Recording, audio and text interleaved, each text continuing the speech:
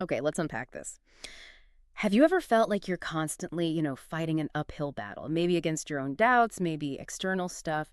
That feeling of just being overwhelmed or always chasing something like self-confidence? We've all been there, right? So today we're diving into Vadim Zeland's reality transurfing, looking specifically at these ideas of coordination and forward to the past. We're aiming for a real shift in perspective here. Yeah, what's really fascinating, I think, is how this material just challenges some really basic assumptions we have, Yeah. about success, inner peace, how we get there. Our goal today is basically to pull out the key insights on navigating life with more, let's say, inner freedom and effectiveness, moving past that constant struggle, that need for confidence. That's a great way to put it, because the core issue for so many of us, Zealand suggests, is this feeling of insecurity. It starts with, well, a lack of faith, really, in ourselves, and that just pulls the rug out from under our intentions. The book uses this term, importance. Can you break that down a bit? What does that actually mean here? Sure. So importance, it shows up in a couple of ways. You've got inner importance. That's when you put way too much weight on your own qualities, your abilities, often leads straight to self-doubt. And then there's outer importance. That's overestimating how significant external things are, like, say, a specific goal. It makes wanting it feel almost painful, excruciating. Yeah, okay. Think about it. The more stressed you are about performing well, or the more you absolutely need a certain outcome, often the worse it turns out. Yeah, definitely seen that That's happen. a total paradox. That feeling of being overwhelmed, it often comes with that initial tension, just squeezing tighter and tighter, and that creates this vicious circle. The more importance you attach, the more desire you feel, the deeper the insecurity gets, Yeah. then your grip tightens, more tension, panic, anxiety. It just completely drains your personal energy, leaves nothing for, actual intention or action. Yeah. So the key insight, really, is that trying harder often sabotages us because it's coming from that insecurity we're desperate to overcome. The real solution is stepping out of the fight. That bit about drained energy really hits home. So, insecurity, anxiety, panic. The source calls it pure feed for pendulums. Now, for anyone maybe newer to transurfing, pendulums are like these collective thought forms, energy structures that sort of feed on our strong emotions, our desires, and they subtly guide us to keep feeding them. Exactly. Take panic, for example. Yeah. It just spins up all those negative what-if scenarios in your head. Mm. You're constantly pouring energy into worrying about bad outcomes, which, like you said, just eats up the energy you need for actual intention. Hmm. And then there's guilt. Oh, guilt is described as a really rich source of insecurity. It blossoms into, inadequacy, feeling inferior, worthless. I mean, what kind of self-assurance can possibly grow from that foundation? It's just not possible. Yeah. The source even says guilt can narrow your meridians. Think of meridians like energy pathways in your body, in your being. When they get constricted, it's like a kink in a hose. Your energy flow gets weak, hesitant. That leads to those feeble, indecisive actions it talks I about. see. And here's where it gets really impactful. Manipulators, they're drawn to that weakness. They sense it. And they happily feed off your energy by playing on that guilt. Yeah. While you're stuck explaining, justifying yourself, digging that insecurity hole even deeper. Wow. Okay, so if that's the problem, what about the usual ways people try to fix it? Why does the source say those attempts usually fail? Often it sounds like we try to launch an outright attack on the world, as the book puts it, trying to build confidence through sheer force, like a defense mechanism. Right, like a preemptive strike against feeling insecure.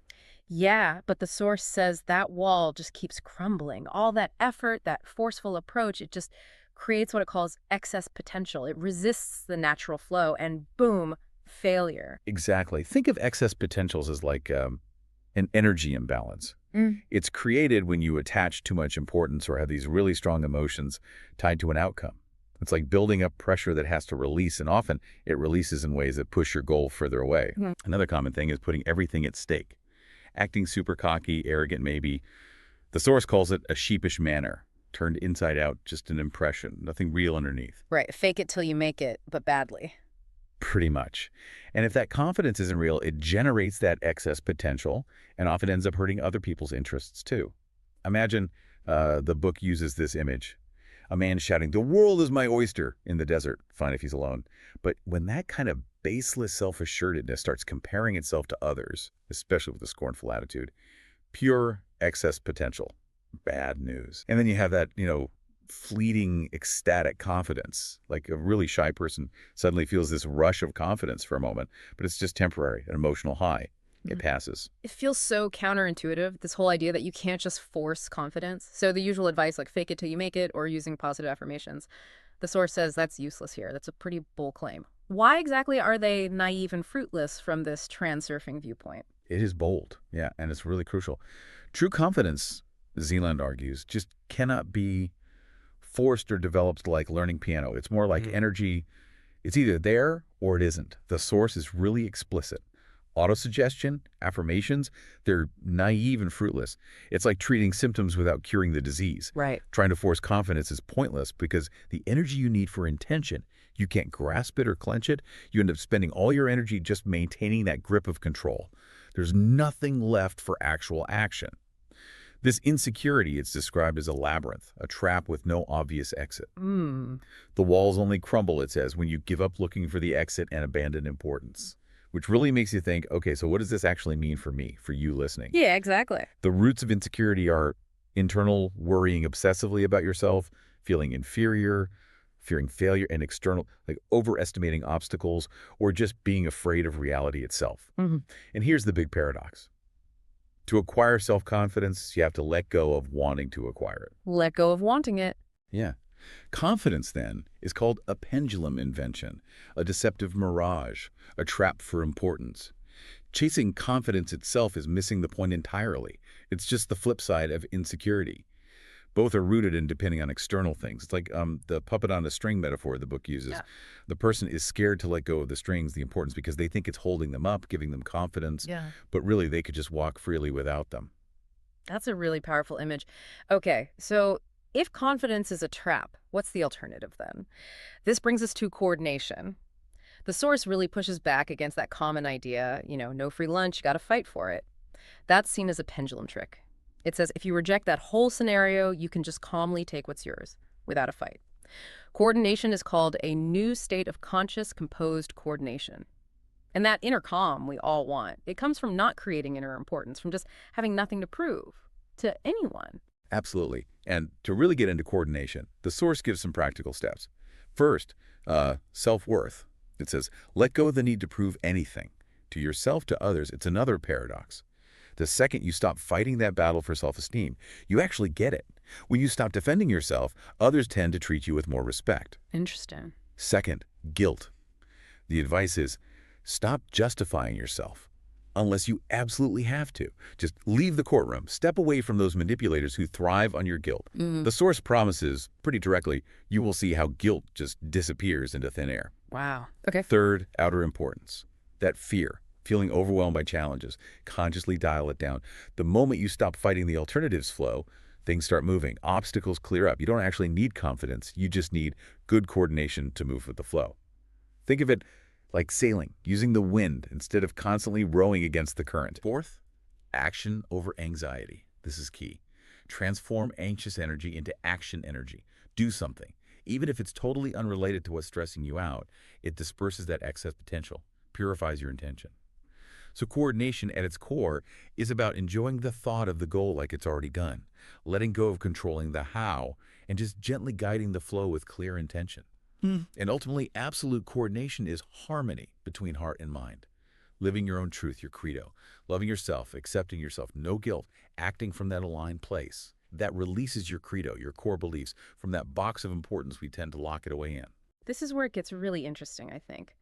Imagine that freedom, knowing your worth, letting go of guilt without this constant struggle. It's not about working harder, it's about alignment. Which brings us to this really powerful idea, the will to have. The source says, look, there's no need to fight to get your goal. All you need is the will to have. Yeah. Which is totally different from the pendulums game, right? Which wants you fighting yourself, fighting the world, draining all your energy.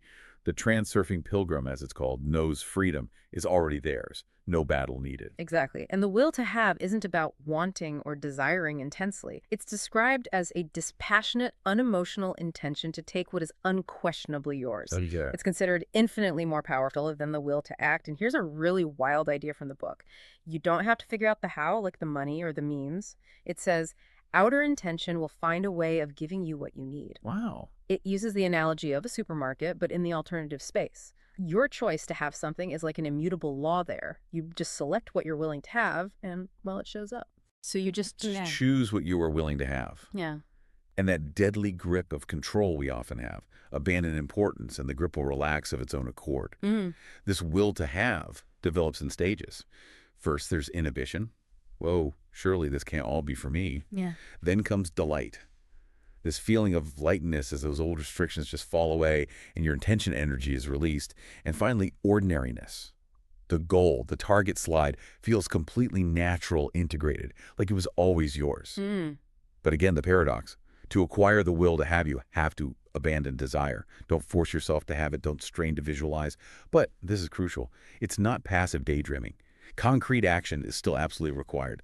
You have to begin placing one foot in front of the other in the direction of your goal. Well, that action helps disperse any excess potential and clarifies, purifies your intention, makes your steps more effective. So what this really means for you, listening, is maybe no more dragging yourself to that job you hate, but calmly walking your own path towards what feels truly yours. And to make this feel even more real, less abstract, the source offers a technique, something you can actually do. It's called transaction. Yeah. And this isn't sci-fi, apparently, but a way to actually feel yourself shifting, moving through time and space differently. Could you walk us through transaction? What are the parts? Yeah, absolutely. It's quite practical. Transaction has three main elements. First is turning the key. This is about activating your central energy channels, your meridians, relaxing tension, boosting your energy. You visualize two arrows extending horizontally from your center. Then you imagine them turning vertically. The front one points up, the back one points down. It's like turning an ignition key for your energy system. It's called the key to the conditioning box that difficult circumstances try to keep you in. Okay, turn the key. Then what? Second, visualizing the target slide. Once that key is turned, you vividly picture yourself inside your achieved goal. Really engage all your senses. What does it feel like, sound like, smell like? You're in it, not just watching a movie of it. Right, being in the picture. Exactly. And third, clear sight. After the visualization, you just gaze ahead, consciously aware, noticing the details, the nuances of your actual surroundings right now. Okay, so you do these 3 steps. What happens? What are you supposed to feel or notice? Well, during this transaction, you might notice something subtle. A slight change in the nuance of the scenery, maybe a new yet barely perceptible hue to things. Or perhaps a feeling from the past, like déjà vu. This isn't just imagination, according to the source. It's the material realization of the layer of your world moving in the alternative space. Different lifelines, different possibilities. They have different shades or qualities. Different shades, like a different vibe. Sort of, yeah. The book suggests looking at old photos of people, not just the aging, but the subtle qualitative differences in shade over time, reflecting shifts in their reality. Interesting. And as you practice transaction, moving through these alternative spaces, Zeland introduces this really mind-bending idea, forward to the past. The idea is, by aligning with your true goals and shifting your reality layer, you're not just moving forward linearly, you're also kind of metaphorically returning to a version of yourself, a lifeline, where maybe childhood dreams felt clearer, life felt more joyful and promising. It's almost like the past lies just ahead, a refreshed, more authentic version of you.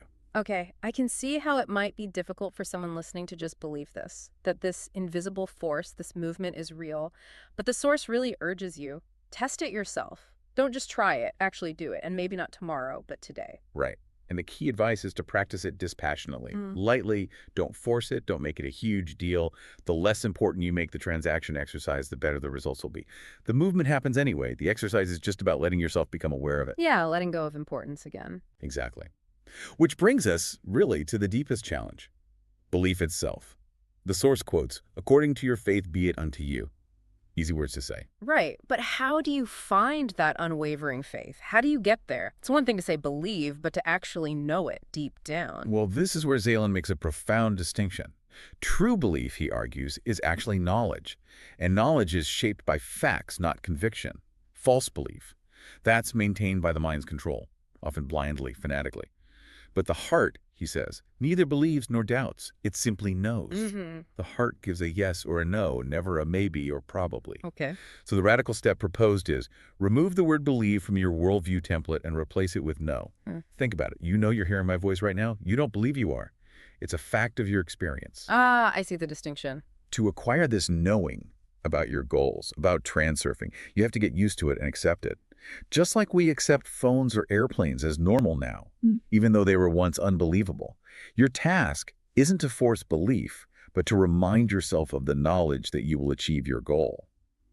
When doubts pop up and you consciously counter them. Wait, I know success depends on my choice. I've made my choice, so why hesitate? Right. It's about confronting doubt with the fact of your choice. The mind tends to yield when faced with what it accepts as fact, even if it seems improbable, like the idea of apples falling to the sky if the conditions were somehow right.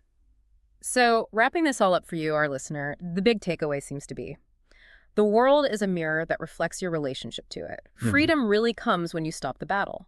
Pendulums want you to fight, to spend your energy. Your power lies in choosing to break their rules. Mm, Now, there are a couple of crucial warnings here from the source.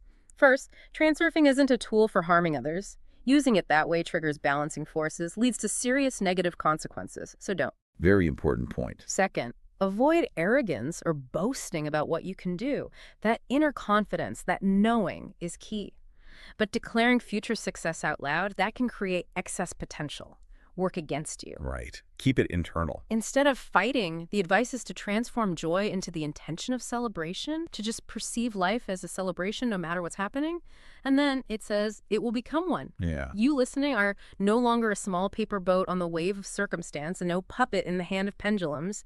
You have a sail, that unity of heart and mind, and you have a helm, your choice. The final instruction is pretty clear. Don't just believe this stuff. Verify it. Prove it to yourself. And when you see that transurfing actually works for you, well, then you'll simply know. And when hope has served its purpose, when you verified things, you become truly conscious of that freedom of choice.